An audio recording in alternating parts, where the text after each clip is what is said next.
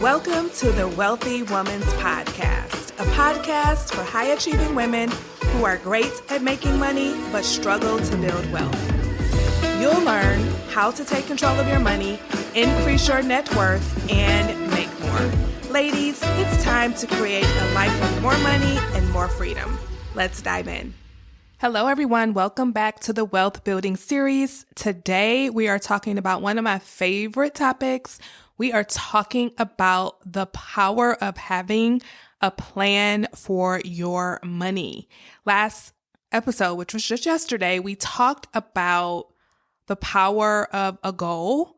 And I want you to know that there's a quote out there. I can't remember who said it, but it says that a goal without a plan is just a wish.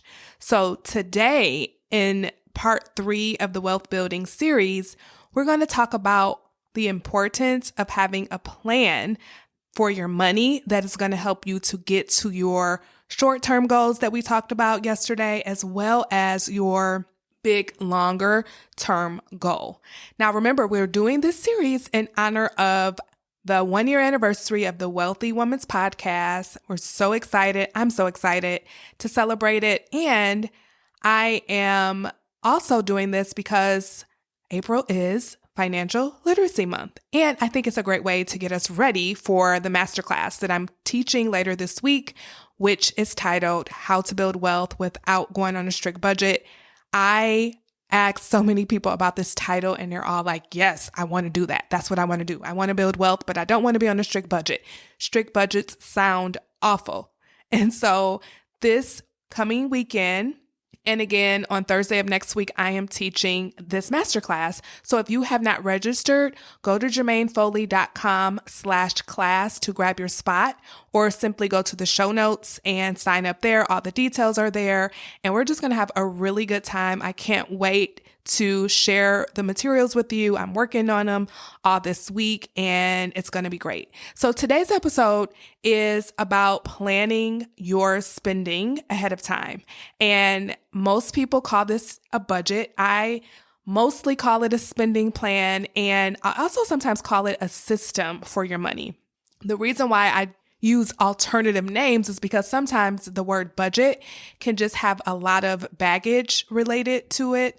And I just don't want people to think of restriction and deprivation when I talk about having a plan for your money. Remember, when I tested the title of this masterclass, I asked people, I'm like, hey, do you like this title? Do you think this is a good title? And they said, yes, strict budgets sound awful. So you all do not like strict budgets. You do not like to be on a budget. You do not like to feel restricted. And I do not blame you. And that's why I will stand on the mountaintops and shout it from every rooftop and say that strict budgets do not work. Instead, we want to have a plan for our money that includes fun, that includes our wants, not just our needs, that includes our values that we talked about in part 1 of the Wealth Building series. But your plan should also include your financial goals as well, right? So your plan, a good plan for your money, is going to include your necessities. It's going to include some wants, but wants that are related to your values.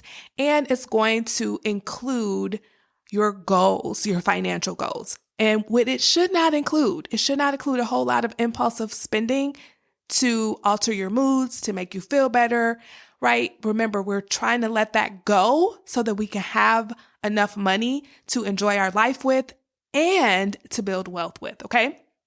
So this episode is going to be short and sweet because I just have a few things to say about this because we're going to say a lot more about it during the masterclass. So make sure you're registered for that. So there are 2 things I want you to know. One is whenever you create a plan for your money, it should be done ahead of time. When you create your plan ahead of time, you are putting your prefrontal cortex, that highest part of your brain, in charge of your money. That means you're thinking about not just the short term, but you're also thinking about the long term. You're not just thinking about instant gratification, but you're thinking about what's best for you in the future. You're thinking about your future self. You're thinking about retirement. You're thinking about wealth building, not just immediate gratification, like I said earlier. The second thing is you do not want it to be too restrictive. If you make it too restrictive, like a strict diet, it will not work.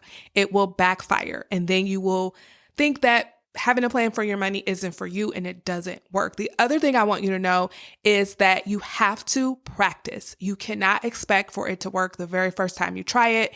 I tell my clients to expect at least 3 months of trial and error and tweaking and changing and reevaluating.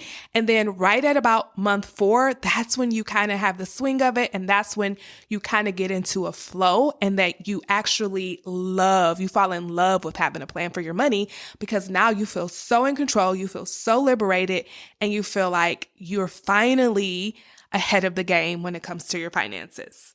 And I also want you to think of having this plan for your money like a roadmap. Like, think about if you wanted to go to New York and you lived in California. You would not just get in the car and start driving. You would actually have a GPS or a roadmap or something. Nowadays, it's a GPS system. You would plug in the address of the destination that you want to arrive to, and you will get turn-by-turn directions that will help you to get there. Will you encounter some detours and some stop signs along the way? Of course you will. But just because on your way to New York from California, you get a detour doesn't mean you stop and quit and just give up, right?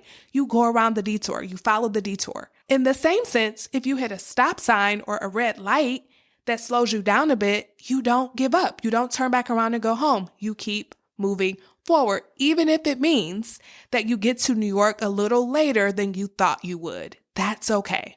So I want you to keep that in mind, especially if you are reluctant to have a plan for your money, especially if you feel like having a plan for your money makes you feel restricted and stifled and you're like against it. I want you to open up your mind and ask yourself, okay, if I was trying to go from California to New York by car, would I just try to figure it out? Would I just try to wing it?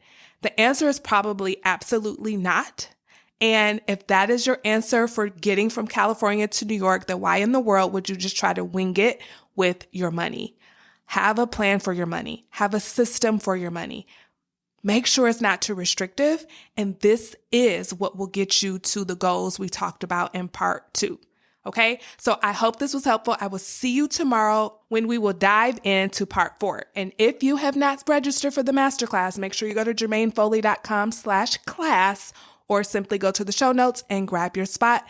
The spots are filling up. I'm so excited about the upcoming masterclass. I will see you all there. Bye-bye.